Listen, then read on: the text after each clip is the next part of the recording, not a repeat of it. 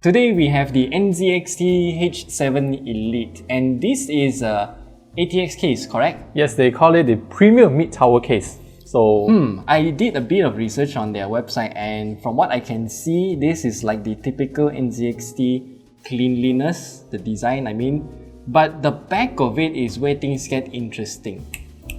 And also on these specs here, one thing that surprised me is the where is it again? I remember seeing this now. RGB and fan controller. So we have 3 fan channels and we have the NZXT RGB connector with up to 6 strips. So yeah, let's just open it up and see what this case has to offer.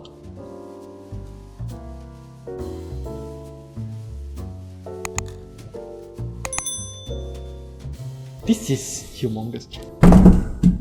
So once we open this entire box up, we have the user manual here. I'm just gonna briefly go through and see what kind of different information they included, because you know, some of the cases that we tried before, they also tell us or suggested us how to cable manage or you know, route all your cables and whatnot. This is okay. that's pretty informative. I mean, looking at the illustrations and graphics. Yeah. The first thing that I want to highlight here is the ports.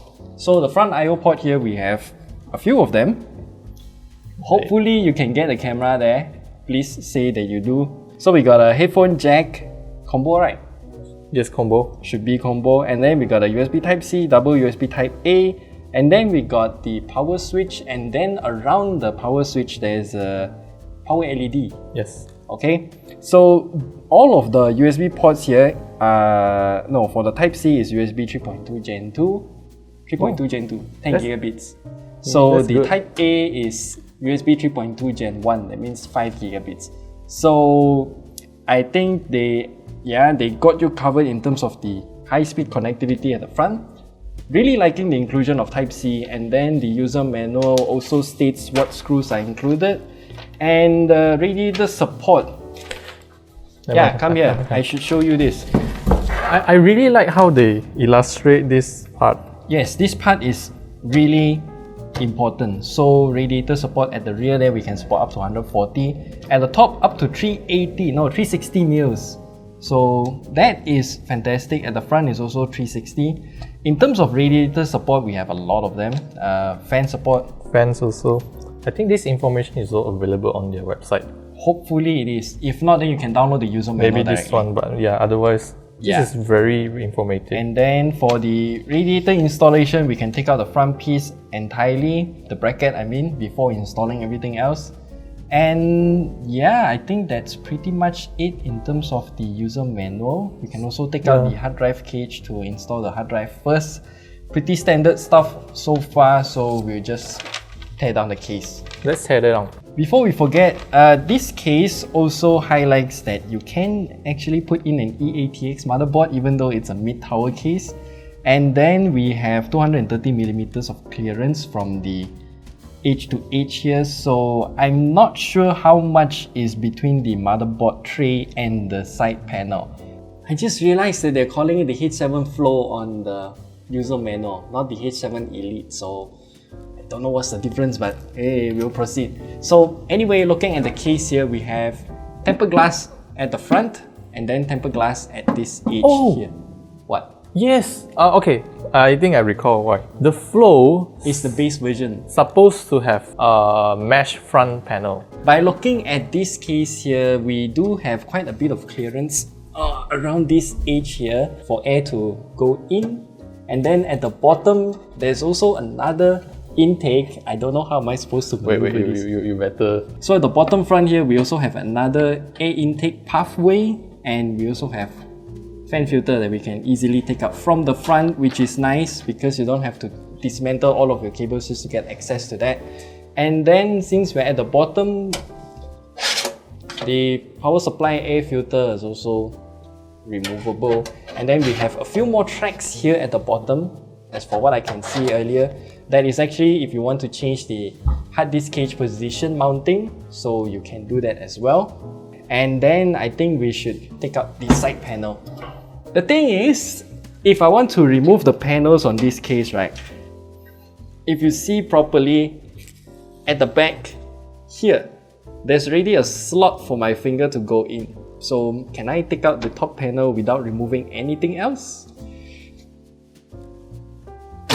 Yes, I can. Oh my god, this is heavy piece of metal, and then they're using ball joints to clip it on place. And then at the top here we also have another fan filter which is removed like this. Is it magnet or not? Unfortunately no, you have to position all of these 4 pegs here. Okay, this is fine. There's also no bracket to remove, so everything must be mounted on this bracket itself. Frame.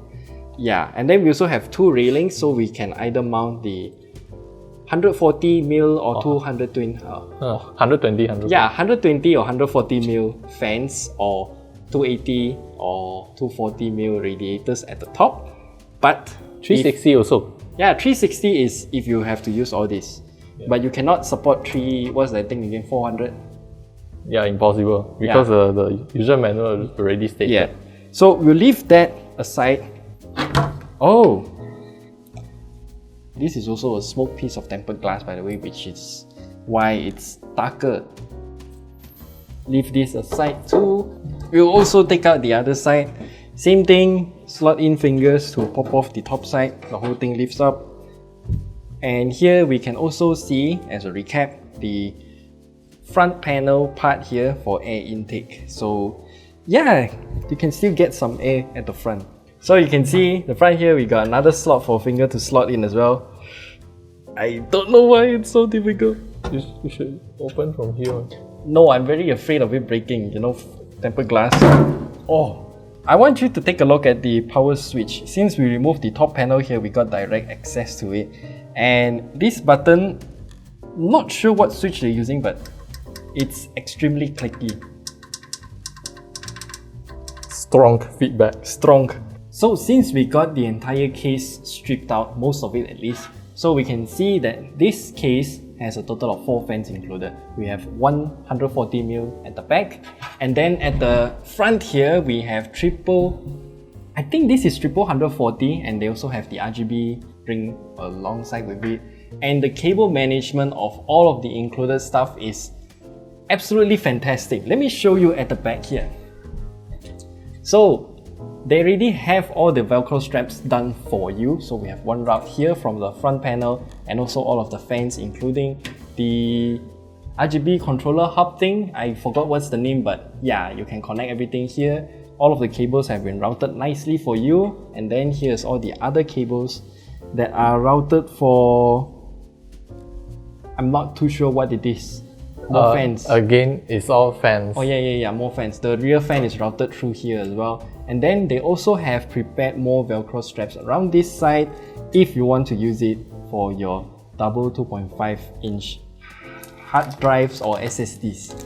So these are the front panel connectors. Not gonna touch that. I'm gonna touch on the user manual. No, not user manual. They're not user manual, the accessories box. Accessories box. So I was correct, there are rails for the 3.5 inch hard drive cage if you want to position it somewhere closer to the front or closer to the back of the power supply as well.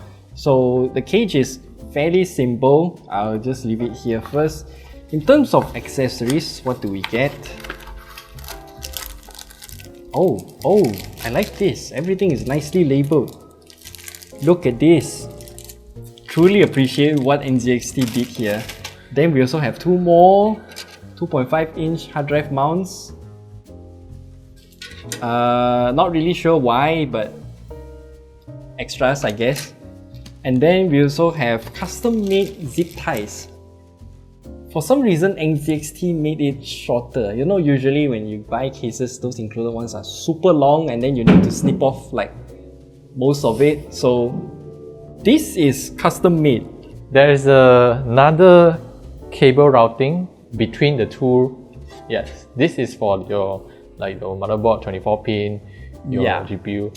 So it is slightly deeper.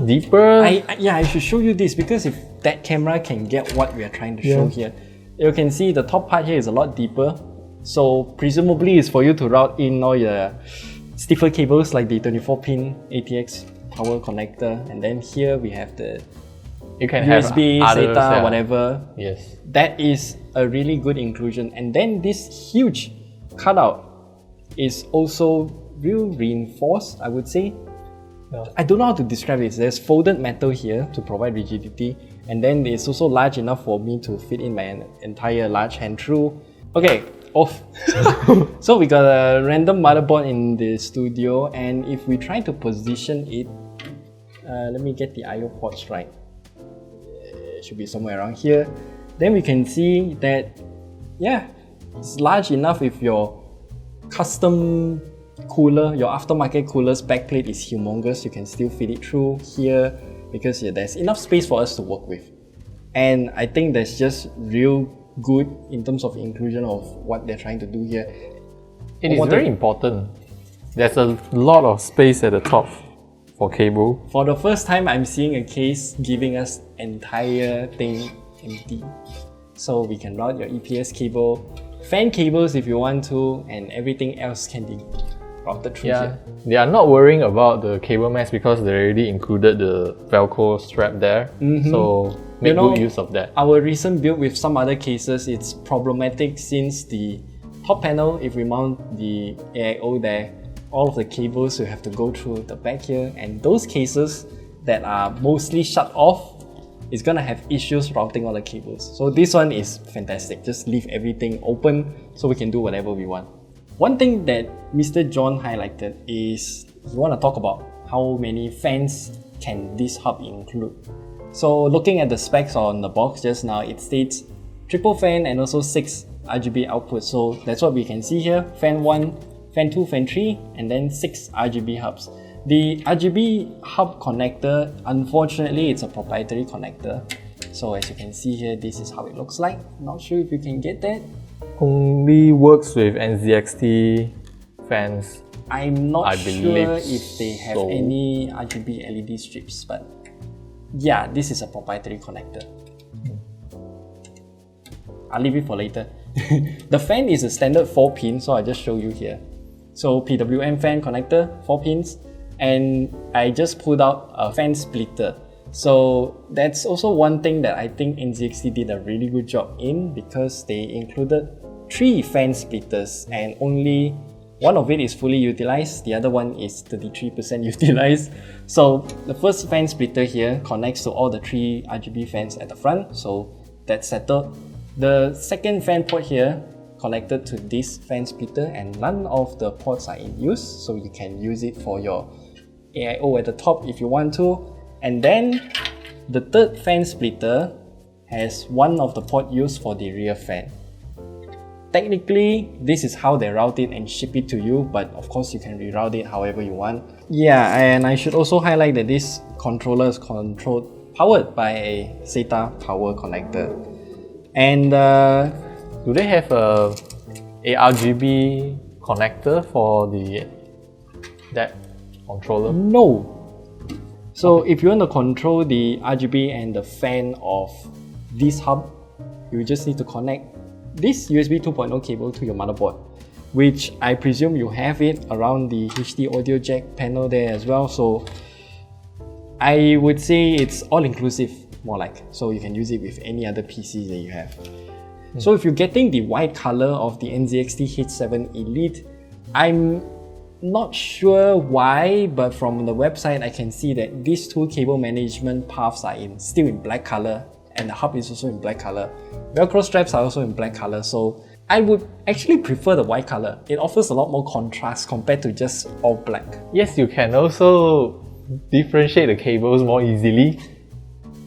Depends on your preference, but I do prefer the white color a lot more than the black. True. I'm also kind of like the white color. The black is sleek, professional looking, more subtle, more mysterious. Stealthy. Yes, but the white color, it offers a lot more poppy colors, especially with the black and white contrast. Personal preference. Okay, the H7 has a few variants.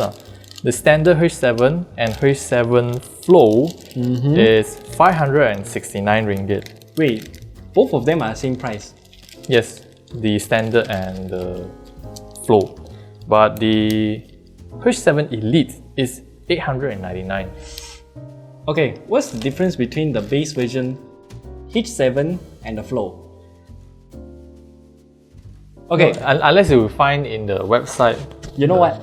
In details. whichever the case, I don't care about all the other versions first. For 899, the Elite, I would say It's a bit on the expensive side. it is expensive. That's why a lot of people, sometimes they can opt for the flow options, then they can separately purchase some other components like additional fans, or if they're willing to live with other third-party fan controllers. I would say I would do the same. Even if I buy the flow first and then buy the fan controller separately and the price ends up being identical to this, I would still maybe get the mesh version because I just don't personally prefer tempered glass that much. Yeah. So yeah, I think that's the main This is conclusion of for it. those who want to have a showcase build. They are not really looking for, they don't really mind that minor temperature differences, and they want something with a lot of tempered glass that looks like it, and then they want to have a peace of mind that comes in the package, like out of the box, everything is included, pre-installed. Then maybe the Elite is for them. But otherwise, if you like to tinker, try out different setups, different fans, different fan controllers, then maybe your suggestion is the better one, the flow. Yeah. Get the flow. Interesting. I'll leave all of the information about the H7 family of cases in the description below so you can make your own choice. I'll also try to leave some of the basic differences between all three versions on the screen here if I can find any. So yeah, I'll see you guys in the next one. Bye bye.